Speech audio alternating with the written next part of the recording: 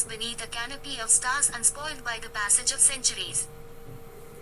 But one fateful night, this quaint hamlet was destined to be forever altered, not by war or famine, but by the arrival of a child whose beauty would ripple through their lives like the shock of a peal of thunder across an otherwise placid sky.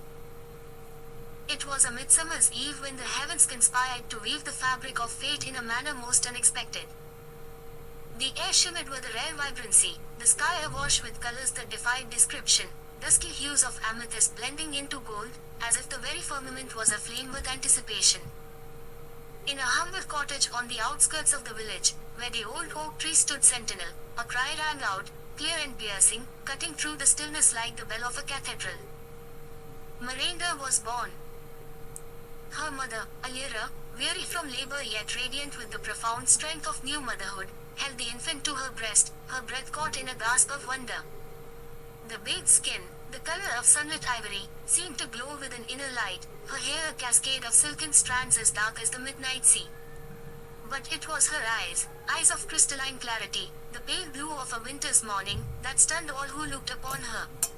They were eyes that seemed to gaze not just upon, but through, the world, eyes that beheld some distant, unknowable truth. Word of Miranda's beauty spread like wildfire through the village. Within hours, the path leading to Alira and her husband Varian's modest abode was trodden down by curious neighbors, all whispering in hushed tones of reverence and disbelief. What power, they mused, could bestow such flawlessness upon a mere mortal? Her features, even in infancy, were a vision of symmetry, as if sculpted by the hands of the gods themselves. A delicate nose, lips softly parted in sleep like the petals of a freshly bloomed rose, and cheeks that bore the blush of dawn, all were resembled in harmonious perfection. As she grew, Miranda's allure only deepened, drawing people to her in a manner that was both thrilling and unsettling. By the time she reached her fifth summer, the village square would fill with strangers from nearby towns and distant hamlets, all wishing to catch but a glimpse of this child who seemed to exist outside the boundaries of normal human beauty.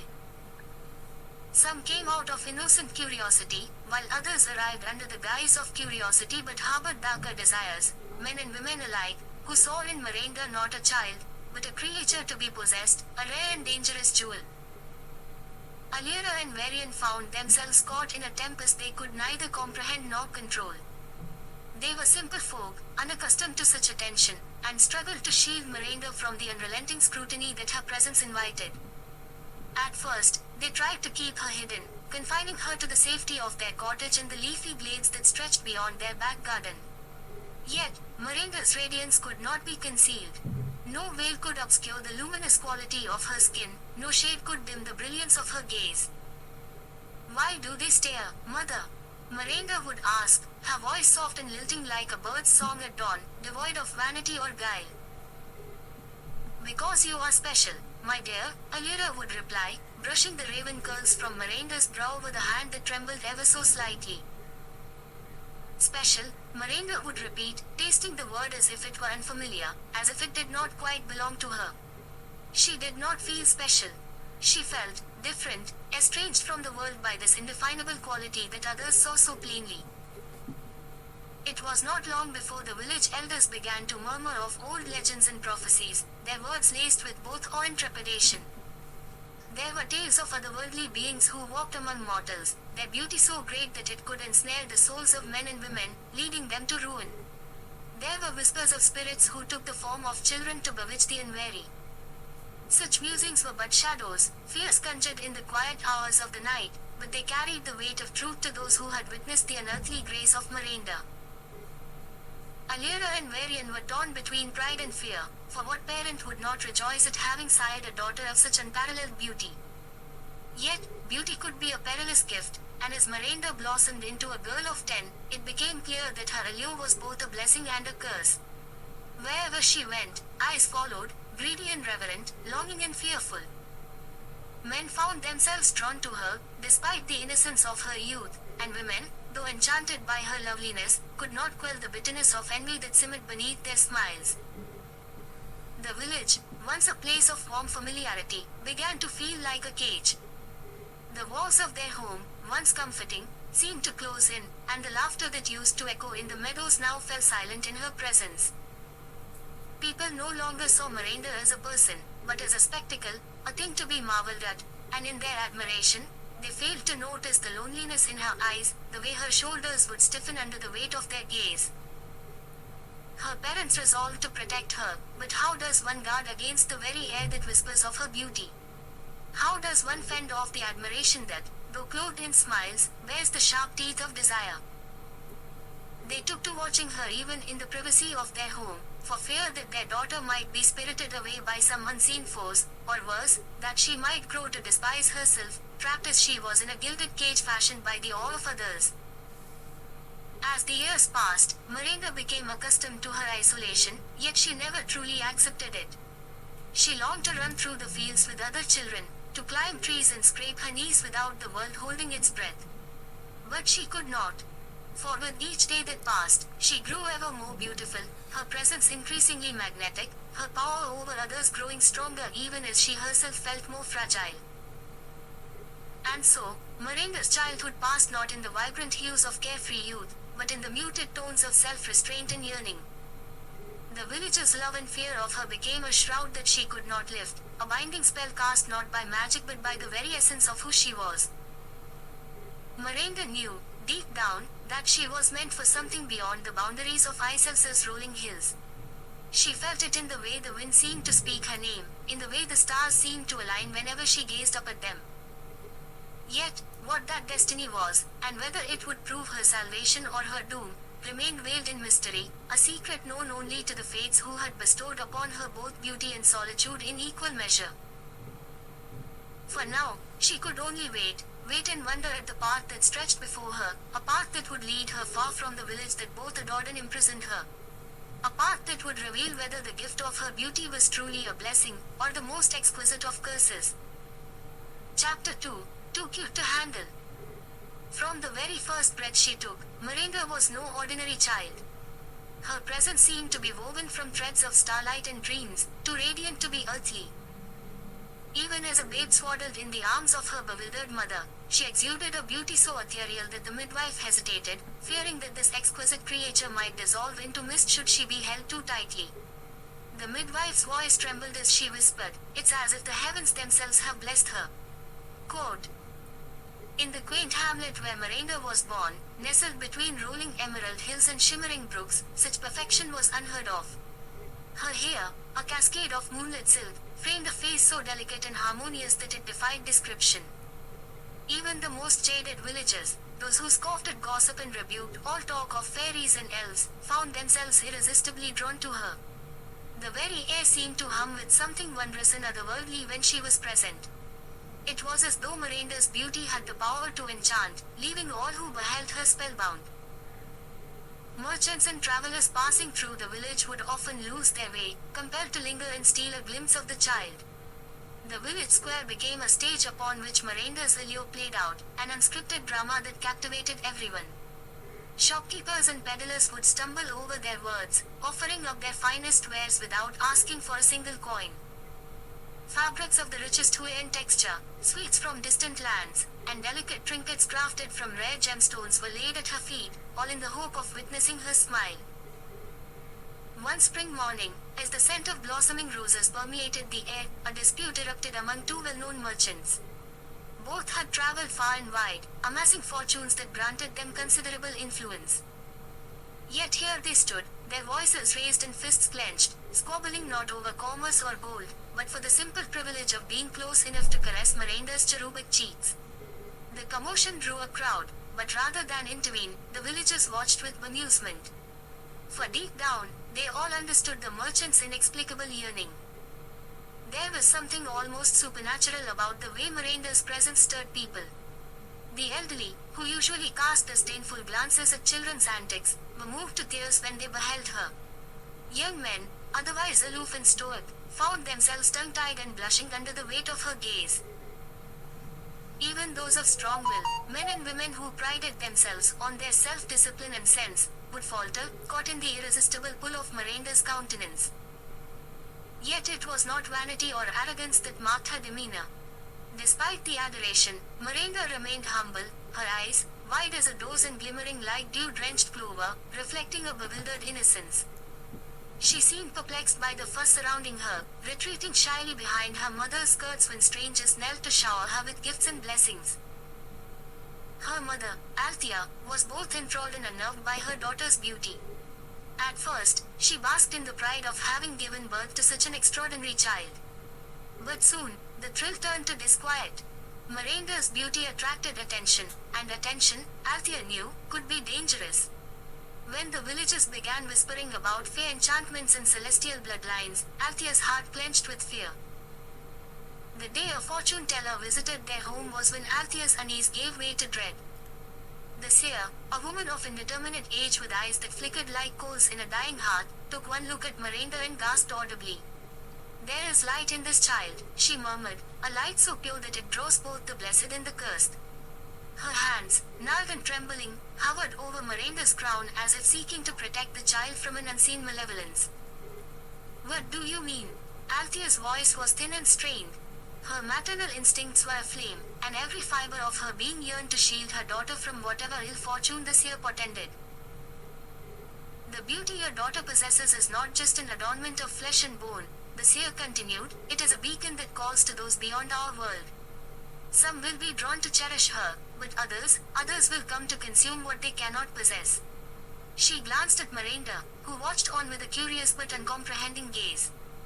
"Beauty of this magnitude invites envy, and envy births darkness." Quote.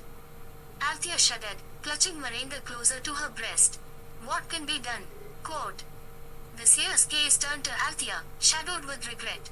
"There is no veil to hide such radiance, no spell to obscure what shines from within. You must tread carefully. Protect her by keeping her away from those who would covet her. But remember, even the brightest star is bound to be noticed, no matter how much you seek to cloak it in night." Quote. That night, Althea wept silently beside her sleeping daughter, grappling with the implications of the seer's words. As the dawn light spilled through the windows, gilding Miranda's slumbering form in a halo of gold, Althea made a decision that would alter their lives forever. From that day on, Althea withdrew from society, ceasing all visits to the bustling market and the lively village square. She forbade Miranda from straying beyond their garden's edge and only allowed a trusted few to cross their threshold. The house, once vibrant with the laughter of visiting neighbors, now echoed with silence. Althea's world contracted, revolving solely around protecting Miranda from the unknown forces that might seek to claim her. The villagers whispered among themselves, speculating on the sudden seclusion of Althea and her daughter. Some said that the fortune teller had cursed the child, while others claimed Althea had been driven mad by envy of her own daughter's beauty. But none dared approach the house directly, for fear of incurring Althea's wrath or some unnamed misfortune. The once open home became a fortress, its doors and windows shut tight, warding off the curious and the covetous alike. Yet even isolation could not diminish Miranda's allure. The few who caught fleeting glimpses of her through a crack in the shuttered windows or across the garden wall spoke of a girl who seemed to blossom more beautifully each day, despite the pall of loneliness that hung over her. Miranda's beauty, like a rose in full bloom, continued to thrive even in solitude. But Althea knew that beauty, left unchecked, could be both blessing and curse. Each day she prayed for guidance, hoping against hope that she could navigate the treacherous waters of her daughter's destiny. And so, behind the walls of their secluded home, Althea steeled herself for the trials to come, her resolve as unyielding as the iron bars that now protected Miranda's fragile world. Chapter 3: Becoming a Sensation. Miranda matured into a young woman of breathtaking elegance and grace. Her beauty, like a rare blossom hidden within a secret grove, was whispered of in the courts of kings and the marketplaces of bustling cities. Each whisper grew into a resounding echo until her name was spoken in reverent tones, her visage imagined in countless dreams. From the hinterlands of verdant valleys to the high towers of distant castles, the fame of Miranda's loveliness traveled with the swiftness of a gale wind, gathering force and potency until it reached the ears of princes, monarchs, and legendary creatures. For she was more than a mere mortal beauty. Hers was a face that poets immortalized in verse and painters longed to capture in oils and pigment. It was as though the celestial forces themselves had conspired to pour all the wonders of creation into her form, bestowing upon her a presence that seemed to shimmer with the ethereal glow of a far-off star. Her hair, like a cascade of ebony silk, fell about her shoulders in tumbling waves, shimmering with a luster that rivaled the finest moonlight. Her eyes, two luminous orbs of deep sapphire, held a wisdom and depth that seemed to transcend her youth. And her smile, radiant and enchanting, could soften the hardest of hearts and bend the will of the most resolute. Such was her allure that suitors flocked to her doorstep from the four corners of the world. The great and the powerful came, drawn by the irresistible magnetism of her fame. Emissaries were dispatched from kingdoms far and wide, bearing letters sealed with wax and imprinted with the coats of arms of illustrious houses. They arrived in procession, their livery vivid against the grey stone walls of Miranda's ancestral home, their voices clamorous in their entreaties to be granted an audience. Princes, young and noble, each more accomplished and handsome than the last, stood before her with bated breath and offered the riches of their realms in exchange for her hand. Kings, venerable and wise, promised alliances in the expansion of her family's dominion. Wealthy merchants, men of enormous influence and unparalleled resources, spoke of gifting her opulent treasures, necklaces strung with pearls fished from the depths of the sea, silks as light as a whisper, and gold coins minted from the reserves of fabled mines. And from beyond the veil of myth and legend, there came beings whose very presence blurred the lines between reality and dream, nymphs of the forest who sang of eternal love, beings of air and fire who swore to grant her wishes untold, and creatures of the deep ocean who pledged to bring forth the treasures of the drowned cities beneath the waves. Yet, amidst this splendor and adulation, Miranda felt a tightening constriction, as though the very air around her were thickening and pulling tight. What should have been a triumph, a veritable ascension into the exalted heights of womanhood and status, instead became a burdensome shroud. With every declaration of love and every offer of marriage, she felt herself shrinking, not growing. They came to see her beauty, to lay claim to her radiance, but not one looked beyond the surface. Not one attempted to understand the person beneath the flawless exterior, to fathom her thoughts, her dreams, or the desires of her own heart.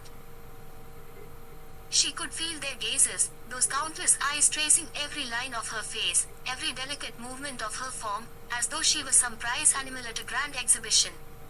She was the object of admiration, an idol to be worshipped, but never truly known. The pressure was mounting, each proposal another link in the chain that bound her ever more tightly to the expectations of the world outside her own being. It was as though a great tide were rising, sweeping over her and threatening to drown her beneath its weight. The evenings were the hardest to endure. Each night, her father's hall filled with guests bedecked in fine garments, glittering jewels adorning their persons. They spoke in low voices, their words honeyed and persuasive, each one striving to outdo the other in pledging more magnificent fortunes and more extravagant promises. And every time she raised her eyes to meet their ardent gazes, she saw only reflections of her own beauty mirrored back at her, but never the recognition of her true self. Chapter 4: Beauty Beyond Mortal Realms. In the hallowed corridors of the divine and ethereal, where the waves of reality and fantasy wove an intricate tapestry, there existed a beauty so resplendent that it transcended the comprehension of mere mortals. This unparalleled allure belonged to none other than Miranda, the celebrated enigma whose presence captivated the hearts and spirits that roamed across dimensions. Miranda's beauty was a radiant light that pierced the very fabric of existence, an incandescent beacon that drew the gaze of gods, spirits, and all beings of power and majesty. The spirit of wealth, son of the queen of witches, who commanded legions of fortune and abundance, found himself ensnared in this irresistible radiance. His desire, a tempestuous force born from realms where treasures shimmered in golden hues, urged him to descend from his exalted perch in the astral heavens and make his intentions known. Though he was a being whose domain spanned the farthest reaches of opulence and splendor, he found himself humbled and awestruck before Miranda's unearthly grace. Taking a form that could be comprehended by the eyes of mortals, the spirit of wealth emerged in a guise most splendid. He stood tall, with robes of celestial silk woven from the twilight of dying stars. His hair, a cascade of silver threads interlaced with flecks of starlight, shimmered with an ethereal glow, as if each strand contained within it the luminosity of an entire cosmos. Eyes like twin pools of liquid gold shone with an intensity that threatened to unravel the soul of any who dared look directly into them. Even the air around him seemed to vibrate with a richness that spoke of boundless prosperity. With him came a retinue of attendants, each more magnificent than the last. They bore gifts of unimaginable value, presents that could have caused the greatest emperors of antiquity to fall to their knees in reverence. Each servant carried a chest filled to the brim with the purest gold, mined from the very core of a supernova, an offering beyond the reckoning of mortal avarice. The wealth within these chests radiated a golden light so pure, so potent, that it seemed as if the very essence of abundance itself had been distilled into a tangible form. The weight of these riches could have bought empire, reshaped destinies, and altered the course of history. The spirit of wealth approached Miranda, his stride purposeful and commanding, yet tempered with a humility befitting one who stood in the presence of something greater than himself. Bowing deeply, he presented the chests of gold, his voice resonating with a melody that entwined with the air, as if each word were a note in a celestial symphony. "Fairest Miranda," he began, his tone both reverent and beseeching, "I bring to you these humble offerings, treasures that sparkle with the brilliance of 1,000 dawns. Riches that no mortal eyes have beheld, no earthly hands have touched. I stand before you not merely as the spirit of wealth, but as a suitor, one who has glimpsed the splendor of your being and found himself wanting. I have roamed the farthest reaches of the cosmos, yet I have never encountered a beauty such as yours, a beauty that eclipses the sun and makes the stars weep with envy." Quote. He gestured, and the servants moved forward, opening the chests. A golden radiance burst forth, flooding the space with a warm, luminous glow.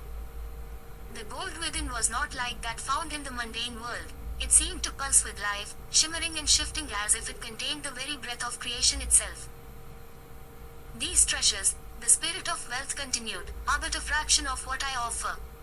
With me by your side, Miranda, you shall know no lack, no suffering, no sorrow. For wealth, when wielded with wisdom, has the power to bring forth happiness and joy unparalleled. Marry me, and I shall shower you with riches so vast that the heavens themselves will pale in comparison. You will reign as queen not only of beauty but of prosperity, your name sung in reverence across the ages." Quote. There was silence, a silence that seemed to echo through the very bones of the universe. Even the air stilled, as if it awaited Miranda's response. Her gaze, calm and steady, settled upon the spirit of wealth. She regarded him not with disdain nor admiration, but with a serene understanding that was almost unsettling in its depth. Her beauty, so exquisite it defied description, remained unperturbed by the golden spectacle before her. When she spoke, her voice was soft, yet it carried with it the weight of mountains and the certainty of the ocean's tides. "Spirit of wealth, I acknowledge your grandeur and the magnitude of your gifts. The splendor of what you have brought forth would leave any mortal spellbound, and I do not doubt that your riches could elevate many to lives of comfort and ease. Yet, for all their brilliance, these treasures are but material, devoid of the ability to mend the true sufferings of the soul." Quote. She stepped forward, and as she did, the golden light seemed to dim, as if it recognized the futility of trying to compete with her luminescence. Wealth, though powerful, is merely a tool.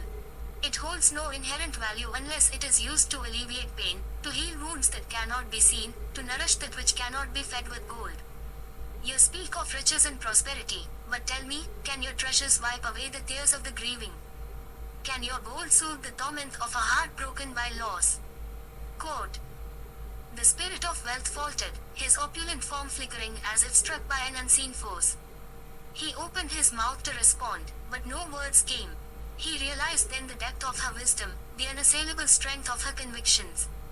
Miranda's gaze did not waver as she continued, her words imbued with a quiet, unassailable resolve. "I seek not wealth, nor do I covet prosperity. What good are riches if they cannot be used to ease the anguish of existence?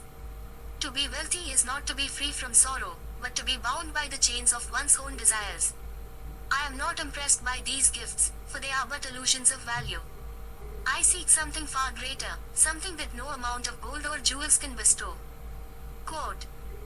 She turned then, her gaze drifting beyond the physical plane, as if looking into a realm only she could perceive. "I seek a beauty that heals, a power that brings solace to those in despair.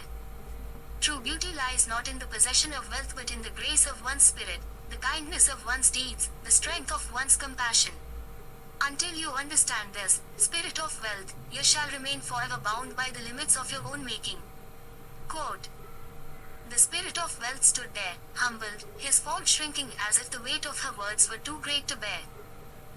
He had come to court her with wealth beyond imagination, yet he left with the bitter taste of rejection and the dawning realization that true value was not something that could be counted in coins or measured in weight. He bowed once more, his pride subdued, and then turned away, his entourage following in silence. Miranda watched as he departed, her expression serene and untroubled. She had no need for riches, for she was beauty itself, an essence beyond mortal and immortal grasp, a light that shone not for herself, but for those in need. Chapter 5. The Witch's Curse. A somber silence fell upon the forest of desolation as the spirit of wealth made his sorrowful return. The once radiant and confident entity, known to bring prosperity to those deserving and ruin to those who defied the natural order of gain and loss, now seemed a mere shadow of himself. His golden aura, once gleaming like the rays of the sun at dawn, had dulled to a murky haze. His handsome visage, which had once captivated the hearts of maidens and stirred envy among men, was now etched with lines of despair. His mother, the formidable queen of witches, looked upon her beloved son and immediately sensed the depths of his anguish. "Tell me, child," the queen murmured, her voice laced with a softness seldom heard from one so powerful. Her words, though tender, carried an undercurrent of fierce determination. "Who has dared to wound the pride of the spirit of wealth?" Quote. He looked up at her, eyes glistening with unshed tears, the agony of his humiliation radiating from him like a tangible force. "It is Miranda, mother, the enchantress of beauty. She has scorned me, mocked my gifts, and spurned me before all who hold sway over mortal fate. She has cast my offerings aside as though they were but trifles, and ridiculed me as though I were naught but a jester at a fool's court." Quote. The queen's eyes darkened, the emerald hue swirling with a malevolent light as she absorbed the meaning of her son's words. The queen of witches, a being of ineffable power and wisdom, had ruled the arcane realms for eons uncounted. She was feared and revered in equal measure. Her wrath, once stirred, could sunder mountains and turn rivers to deserts. The insult to her son's pride was, in her eyes, a direct affront to her very essence. No one, be they mortal or immortal, could lay bare the heart of the spirit of wealth and remain unpunished. "Miranda," she whispered, the name a venomous hiss on her lips. "She shall rue the day she dared cross my son." Quote. Summoning her full power, the queen of witches rose from her throne of twisted roots and blackened thorns. The air around her crackled with dark energy, and a chilling wind swept through the forest, whispering secrets of curses untold and sorrows yet to come. The denizens of the forest, phantom beasts and shadowy apparitions, cowered as the queen's fury permeated the very soil. With a flourish of her onyx robes, she vanished, reappearing moments later upon the shimmering plains of Miranda's domain. There, Miranda basked in her triumph, surrounded by those who sang endless praises to her beauty. The spirit of wealth's defeat was but a fleeting memory to her, a mere footnote in her ever-growing legend. Her golden tresses shone like molten fire under the sun's glow, and her ethereal smile enchanted all who beheld her. Yet, as the queen of witches appeared before her, the mirth in her eyes faded.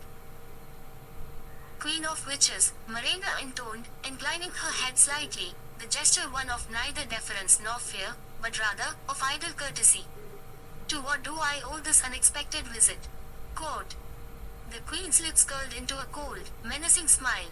"To render justice for the pain you have caused my son," she replied, her voice reverberating with an eerie resonance.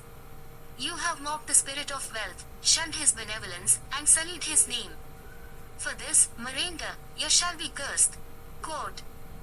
Miranda's laughter rang out, bright and clear, as though the threat was a jest made in poor taste. "You think to curse me, queen of witches?" she scoffed. "You forget, my beauty is my shield and my power. No curse can mar what is unassailable. No spell can undo that which is perfection itself." Quote. But the queen merely raised a single hand, her fingers moving in a delicate, almost graceful motion as she wove the dark magic that would seal Miranda's fate. The ground beneath them trembled, and the skies overhead darkened as if night had descended prematurely. A surge of raw power, ancient and terrible, enveloped the land. The courtiers and admirers who stood by Miranda gasped and stepped back, fear replacing their fawning adulation. "You shall have beauty, yes," the queen murmured, her voice barely audible above the rising storm. "You shall have beauty beyond compare. But with it, you shall bear the weight of a hunger that will never be sated. No matter how much you consume, it will not be enough. The more you eat, the greater your hunger shall grow, until you are nothing more than a gluttonous beast, monstrous and grotesque, your beauty swallowed by your insatiable greed." Quote. A dreadful silence followed the queen's proclamation, and then, as if by some unseen hand, Miranda's body began to change. The first pangs of hunger struck her like a physical blow, doubling her over in agony. Her stomach growled with a ferocity that echoed across the plains. She reached for the fruits and delicacies laid out before her and devoured them with desperate haste. But no relief came. Instead, the hunger only intensified. Before the stunned eyes of her followers, Miranda's once lithe form swelled grotesquely. Her slender limbs thickened, her graceful neck shortened, and her face, once the epitome of loveliness, became bloated and distorted. She ate and ate, shoving food into her mouth with frantic abandon, yet the torment of her hunger grew stronger still. The delicate lines of her jaw blurred into the burgeoning folds of flesh, her cheeks bulged obscenely, and her radiant skin lost its luster, becoming mottled and coarse. Her onlookers, who had once been enraptured by her every movement, now recoiled in horror. The transformation was swift and relentless. As Miranda's body grew ever larger, the very earth seemed to shudder beneath her weight. Her beauty, the hallmark of her identity, was swallowed up by the grotesque and the unnatural. And yet, even as she grew more repulsive, the hunger gnawed at her more fiercely. She screamed, a keening wail that split the air, but it was no use. The curse was unbreakable, her torment eternal. The world watched, helpless and aghast, as the great enchantress of beauty was reduced to a creature of abomination. News of Miranda's fate spread far and wide, reaching every corner of the land. Kings and queens, lords and ladies, common folk and mystics, all spoke in hushed whispers of the terrible curse bestowed by the Queen of Witches. Some pitied Miranda's plight, while others saw it as a fitting retribution for her arrogance and disdain. In time, Miranda's gluttony became the stuff of legend. It was said that she roamed the wilderness, consuming all in her path, animals, plants, even the very stones of the earth. Her once silken voice, now a guttural growl, echoed through the forests and hills. Her beauty, that had been her pride and her power, was gone, replaced by a monstrous form that inspired fear and revulsion in all who beheld it. And the Queen of Witches. She returned to her lair in the Forest of Desolation, her vengeance complete. The cries of Miranda's endless hunger served as a grim reminder to any who dared to challenge her will or wound her son. As for the Spirit of Wealth, he looked upon his mother's work with a solemn expression, knowing that though his pride had been avenged, a terrible price had been paid. The world would forever remember the tale of Miranda's downfall, a cautionary story of pride, punishment, and a curse that could never be undone. In those moments, Miranda's heart ached with a poignant, solitary pain. Her beauty had become both her blessing and her curse, a golden cage from which there seemed no escape. She longed to speak out, to voice her own thoughts, to express her own wishes. But in a world that placed so high a value on her outward form, who would listen to the yearnings of the soul beneath? What space was there for a young woman's voice, fragile yet firm, amidst the clamor of men's ambitions and desires? "I am not a trophy," she whispered one night to her reflection in the polished glass of her mirror. Her eyes, usually so radiant, were shadowed with the weight of her unspoken burdens. "I am not some bauble to be won or lost. I am Miranda, a person with a heart that beats, a mind that thinks, and dreams that burn as fiercely as the flames of a fire." Quote. But the mirror offered no solace, no reassurance. It merely reflected her own anguish back at her, compounding her isolation. In that reflection, she saw a young woman poised on the brink of choice, poised on the brink of becoming, yet held back by invisible chains. Chains forged not of iron or steel, but of expectations, tradition, and the insidious belief that a woman's worth could be measured solely by the admiration she aroused in others. Days bled into weeks, and weeks into months.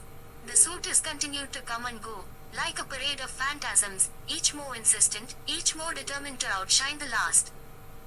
And yet, despite the ceaseless stream of courtship, Miranda made no decision, gave no indication of favoring one over the other. Her father, though understanding of her plight, began to grow anxious. For he knew that such beauty as Miranda's, while resplendent, was ephemeral, like the petals of a morning bloom that wither beneath the midday sun. Offers so prestigious, so laden with the promise of prosperity and prestige, were not to be dismissed lightly. But Miranda stood firm, her resolve unbroken. Deep within her heart, she nurtured a fragile hope, a hope that someone, one day, might see her for who she truly was. That they might look beyond the delicate arch of her brow, beyond the curve of her smile, and see into the depths of her soul. That they might, for once, speak not of what they could give her, but ask instead what she wanted. What she dreamed of, what her heart desired. Until that day came, she would endure the pressure, the scrutiny, and the weight of the world's gaze. For she was Miranda, not merely a beauty to be admired, but a woman of substance, courage, and strength. And she would not be defined by any man's measure of her worth. Chapter 6. The World Feeds Miranda. The world's most decadent kitchens have been transported to a place that no architect had ever foreseen as their ultimate destination, the foot of Miranda's colossal throne. It was no longer merely hunger that haunted her, an insatiable void had seized her body, dictating her every move and those of the figures around her. Now, the finest chefs from Paris, Tokyo, and New York competed to offer her creations that defied the limits of human ingenuity, while aristocrats, moguls, and the curious gathered to witness the peculiar spectacle that her existence had become. Such was the renown of her veracity that Miranda's meals turned into grand performances of opulence and skill, each one chronicled with rapturous detail by the world's media. Her throne room, once a cavernous space shrouded in darkness, had become a sprawling, living mosaic of kitchen stations. Silver-clad assistants moved like apparitions, and the delicate chime of crystalware rang incessantly as dishes were presented, judged, and devoured, or cast aside, incomplete and unworthy. A court of gastronomy had materialized at Miranda's feet. Beams of light shone down like heavenly rays upon the countless chefs, sous chefs, and food artisans who swirled in a dance as frantic as it was tragic. The air thickened with the scent of countless spices, rare and luxurious, from the delicate infusion of saffron to the sharp tang of truffle and the mysterious musk of agave. Each offering came with a cost, and each masterpiece, whether accepted or not, carried with it a weight that only the cursed could truly fathom. At first, the world beheld Miranda's transformation with awe and trepidation. She was an anomaly, a creature of excess who seemed to exist outside the boundaries of human experience. Her every bite was captured, analyzed, and dissected by commentators and critics. What will the cursed one savor today? The broadcasters would ask. No longer did they speak of her in human terms, her existence had become a spectacle that bordered on the grotesque.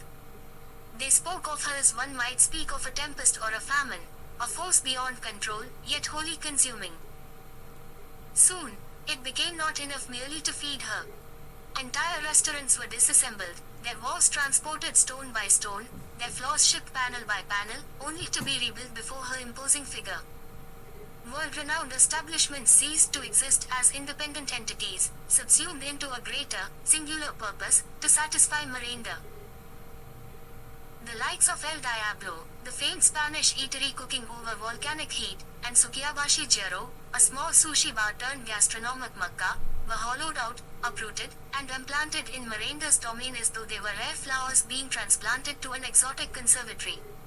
The chefs came too, donning their immaculate whites as if to conduct a symphony of flavors. But it was not just culinary prestige that was at stake. The people, those who watched from afar, saw something else unfold. Slowly, the fine line between pity and entertainment blurred. The entire world tuned in, some with horror, others with grotesque fascination. To the rich and privileged, her plight offered a new form of decadence. They flocked in droves, not merely to taste the foods that were prepared for her but to witness, firsthand, the extremes to which human creativity and indulgence could be pushed. Miranda had become the axis around which a strange new world turned, A world where excess was no longer measured in wealth alone but in the very fabric of reality being stretched and twisted to sate her endless hunger. The finest wines were decanted not into glasses, but into cascading fountains that spilled down staircases of cut glass and ivory. Pools of exotic soups steamed with the aroma of the seven seas, swirled with tendrils of gelatinous sea creatures that were found only in the midnight depths of the ocean. Rare mushrooms that took decades to bloom were dusted across pristine plates, and the most tender cuts of beef, extracted from cattle that had never once touched bare earth, were seared to perfection and offered on platters of solid gold. Still, it was never enough. No chef's creation could quell the insidious craving that gnawed at Miranda's being. She consumed endlessly, mechanically, each mouthful disappearing into a darkness that seemed to grow with every bite. And so, a new industry of food emerged, one that revolved around excess, indulgence, and ultimately, despair. In time, even the grandest of chefs felt the wear of futility. Humbled, many turned away, their spirits broken by the knowledge that no dish could ever satiate Miranda. And yet, replacements were always found. There was never a shortage of those who would sacrifice themselves to stand in the light of her renown, however brief, however futile. It became an honor and a curse to serve Miranda, the tale of each chef's downfall whispered in the kitchens like ghost stories. The onlookers, too, began to morph. What had once been a hushed reverence turned to frenzied admiration. The rich, their thirst for novelty unquenched, tried to outdo one another. They commissioned dishes made with the last of extinct ingredients, fed her with the fruits of entire orchards, harvested by hand, and, when even that seemed tried, they brought Miranda things that defied all reason. Desserts that shimmered with the light of captured stars, beverages that sang with ethereal voices, and bread baked from the flour of long-forgotten grains that existed only in myth. She consumed it all, and the more she ate, the more grotesque her surroundings grew. What had once been a stage for food and luxury twisted into a strange, almost surreal landscape. Sculptures of eyes, studded with flowers that never wilted, lined the pathways to her throne.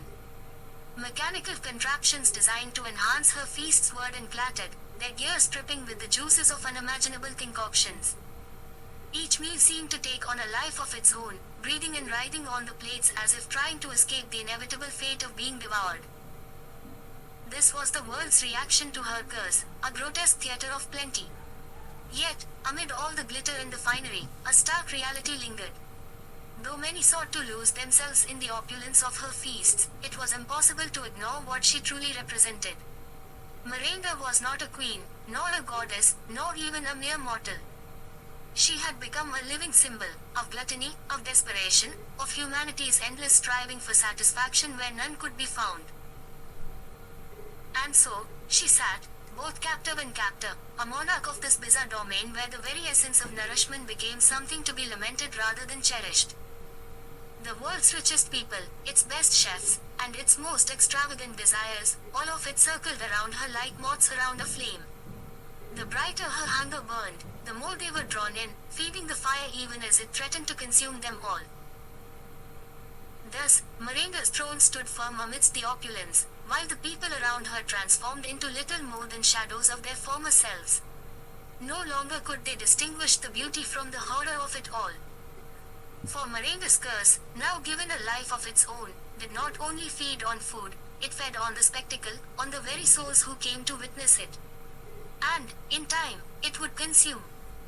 Chapter 7. The Corporate War. It was an era when reality had grown far stranger than any tale of fiction, an epoch defined by the grotesque whims of corporate power and the unchecked absurdity that often accompanies it. The world had long ceased to hold surprise for any but the most naive, but even seasoned observers were left staggered when Miranda's name, her very essence, transformed from a mere object of derision into a multi-billion-dollar trademark.